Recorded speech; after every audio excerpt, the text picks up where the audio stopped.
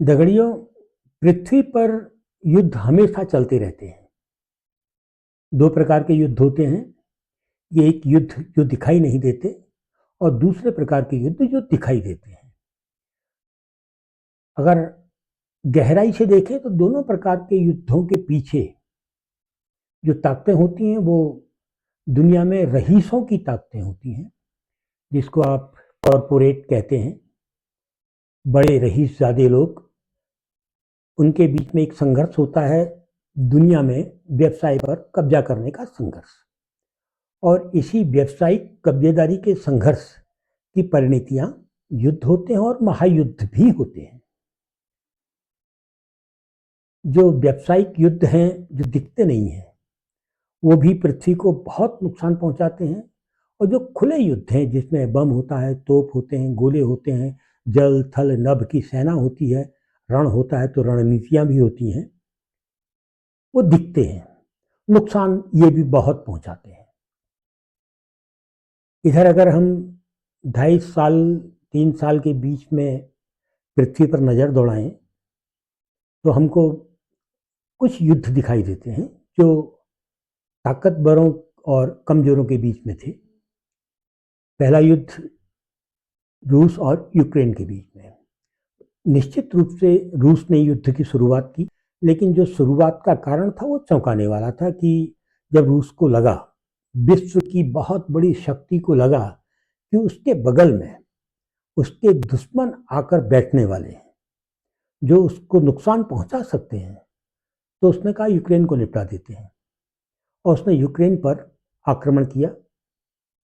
जब यूक्रेन पर आक्रमण हुआ तो हमारे देश का जो बुद्धिहीन मीडिया है, जिसमें ना तर्क की शक्ति है, ना सोचने की शक्ति है, सिर्फ जुबान है, और वो अपने आका को बचाए रखने के लिए आका के पक्ष में किसी भी हद में जाने की क्षमता जिसमें है, उस मीडिया ने कहा कि साहब रूस यूक्रेन को 2-2.5 घंटे में निपटा देगा। 2-2.5 घंटे के बाद कहा नहीं साहब 2-2.5 दिन में निपटा देगा।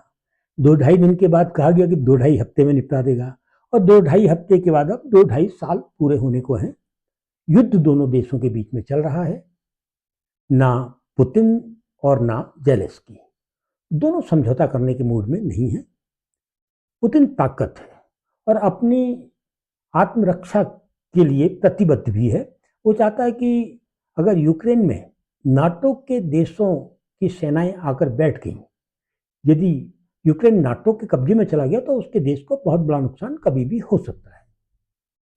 इसलिए रूस रुकेगा नहीं। और जहां तक जेलेंस्की का सवाल है, तो जेलेंस्की ने ट्रंप के बगल में बैठकर ट्रंप की आंखों में आंखें डालकर जो जवाब दिया, वो पूरी दुनिया ने देखा और दुनिया को आश्चर्य भी हुआ। और शायद इसके पीछे जेलेंस्की की समझ यही काम कर रही थी कि नाटो तो मेरे साथ है और अमेरिका भी नाटो का ही तो एक सदस्य है। खैर, इस युद्ध के बाद दूसरा जो युद्ध हमको दिखता है, वो भी ताकत और गैर ताकत के बीच में दिखता है। वो दिखता है फिलिस्तीन और इजराइल के बीच में। हमास लड़कों ने शुरुआत की, इजराइल ने जवाब दिया और युद्ध जब हुआ, फिर हमारा मीडिया उसे 2-2.5 घंटे में निपटता हुआ देख रहा था, फिर 2-2.5 दिन में निपटता हुआ देख रहा था, फिर 2-2.5 सप्ताह, फिर 2-2.5 महीने, वो भी अब 2-2.5 साल के आसपास पहुंच रहा है। यानी कि दो कमजोर देश, दो ताकतवर देशों से युद्ध लड़ रहे हैं और युद्ध समाप्त नहीं हो रहा है, युद्ध विराम नहीं हो रहा है, युद्ध हो रहा है और दोनों जीतने के लिए लड़ रहे हैं। इसके बाद तीसरा युद्ध दिखाई देता है, 2.5-3 दिन का युद्ध भारत और पाकिस्तान के बीच में। और भारत और पाकिस्तान के बीच में जो युद्ध था, वो भी बहुत ताकतवर और कमजोर देश के बीच का युद्ध था। पाकिस्तान भारत के आगे बहुत कमजोर देश है और भारत की अपनी मजबूरी है कि जब पाकिस्तान जैसा देश अपने देश में आतंकवादियों को शरण देगा, आतंकवादी गतिविधियों के लिए छूट देगा, तो भारत कब तक सहन करेगा। लेकिन जब भारत ने सहन शक्ति त्यागी और जवाब देना शुरू किया, तब हमारा मीडिया फिर उसी चिल्पों में 2.5 दिन में हमारा मीडिया तो स्वयं कभी कहीं लाहौर में बैठा हुआ दिखाई दे रहा था, कोई पाकिस्तान के दूसरे शहरों में बैठा दिखाई दे रहा था, कुछ तो सिंध तक चले गए थे उसको आज़ाद कराने के लिए। और 2.5 दिन के बाद जब युद्ध विराम हुआ तो मालूम पड़ा वो सब अपने अपने कार्यालयों में ही बैठे थे, अपने अपने स्टूडियो में बैठे थे। युद्ध विराम हो गया है और ये युद्ध भी ताकत और कमजोर के बीच में था, इसमें कोई दो राय नहीं। लेकिन इधर इसी सप्ताह 4 दिन के अंदर जो एक नया युद्ध सामने आया है वो है इजराइल और ईरान के बीच में। और यह युद्ध कमजोर और ताकतवर के बीच में नहीं है, बल्कि दो ताकतवर शक्तियों के बीच में है। यहां अब दो सांड लड़ रहे हैं और इन दो ताकतवर शक्तियों के पीछे बड़ी शक्तियां खड़ी हैं और अवस्थाएं, स्थितियां, मजबूरियां ऐसी हैं कि वो खड़ी होंगी। जब इजराइल ने ईरान पर आक्रमण किया तो उसने अमेरिका की भाषा बोली कि हम साहब उन ठिकानों को समाप्त करना चाहते हैं जो ईरान परमाणु शक्ति के रूप में स्थापित कर रहा है। और अमेरिका लंबे समय से ईरान से कहता रहा है कि हम आपको सहयोग करेंगे, सब कुछ करेंगे, आप परमाणु ताकत ना बने। लेकिन जो सूत्र बता रहे हैं वो ये बता रहे हैं कि वो परमाणु ताकत बन चुका है। खैर, इजराइल ने जब हमला किया तो उस समय लगा कि पहले दिन लगा कि ईरान के पास शायद अब युद्ध की क्षमता नहीं है, युद्ध की रणनीतियां नहीं है। वरना एक देश दूसरे देश के ऊपर जब युद्ध करता है तो थोड़ी भनक तो लगती है। और उसके वैज्ञानिक मारे गए, उसकी सेना के शीर्ष खत्म हो गए और बहुत बड़े बड़े जो हवाई हमलों के लिए स्थान होते हैं वो तबाह कर दिए गए।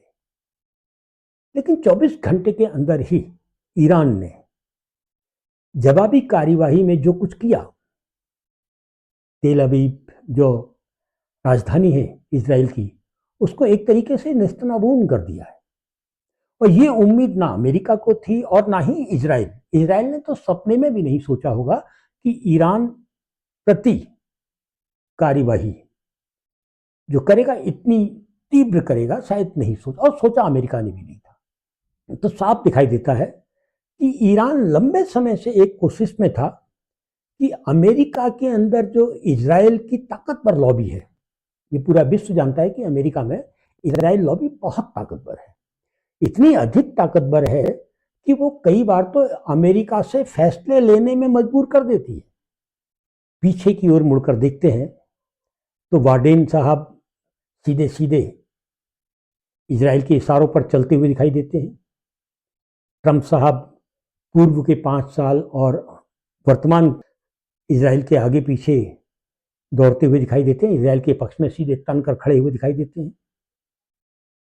ओबामा साहब के दौर में इजराइल को बहुत तवज्जो नहीं दी जा रही थी, लेकिन ओबामा साहब ने भी अपने देश में जो इजराइल लॉबी है उसको नहीं छेड़ा था।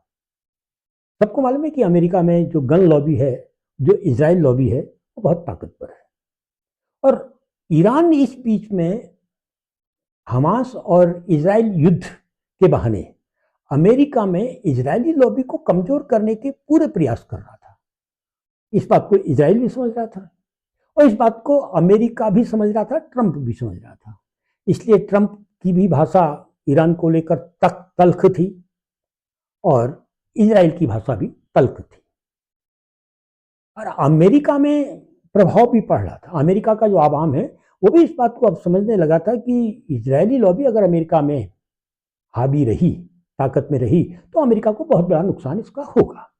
इस बात को अमेरिका का आवाम समझने लगा। इधर ईरान ने जब प्रति उत्तर दिया तो उसकी पूरी कोशिश थी कि इस उत्तर में अमेरिका को कोई नुकसान ना हो। ईरान जानता है और अमेरिका भी जानता है कि जब तक ईरान अमेरिका को नहीं छेड़ेगा बंदर घुड़की के अलावा, तब तक अमेरिका ईरान पर हमला नहीं कर सकता। और अगर अमेरिका ऐसी गलती करता है तो वो सीधे सीधे उन देशों को, जो देश भले ही इजराइल और ईरान के मामले में इजराइल के साथ खड़े नहीं हैं, ईरान के साथ भी खड़े नहीं हैं, वो सीधे सीधे ईरान के पक्ष में आ जाएंगे। पुतिन साहब बौखलाए बैठे हैं नाटो देशों से। इधर चीन जानता है कि वो विश्व शक्ति बन चुका है और अपनी विश्व शक्ति को दिखाने के लिए वो भी तो बेताब है, लेकिन चींटी की चाल में चलते हुए, किरमोई की जो चाल होती है दिखती छोटी है लेकिन बोझा बहुत बड़ा उठाती है। चलते हुए वो कहीं ना कहीं ईरान के साथ खड़ा हो जाएगा। ईरान और इजराइल के बीच का जो युद्ध है, इसको साधारण युद्ध मानने की गलती ना की जाए। यह युद्ध अगर विराम के रूप में स्थापित भी होगा तो 2-4-6 दिन के अंदर हो जाएगा। अगर ये युद्ध विराम के रूप में स्थापित नहीं हुआ तो निश्चित रूप से बहुत लंबी दूर तक जाएगा। इजराइल लंबी लड़ाई लड़ने की स्थिति में नहीं है, ये बात तो फिलिस्तीन ने साबित कर दी है। इजराइल चाहता है कि 1-2 घंटे, 1-2 दिन, 2-2.5 हफ्ते में सब निपटा दिया जाए। जब वो फिलिस्तीन जैसे बहुत कमजोर को नहीं निपटा पाया तो ईरान को तो नहीं निपटा सकता, इसलिए युद्ध लंबा जाएगा। और लंबे युद्धों की परिणति विश्व युद्ध होती है, ये इतिहास गवाह है।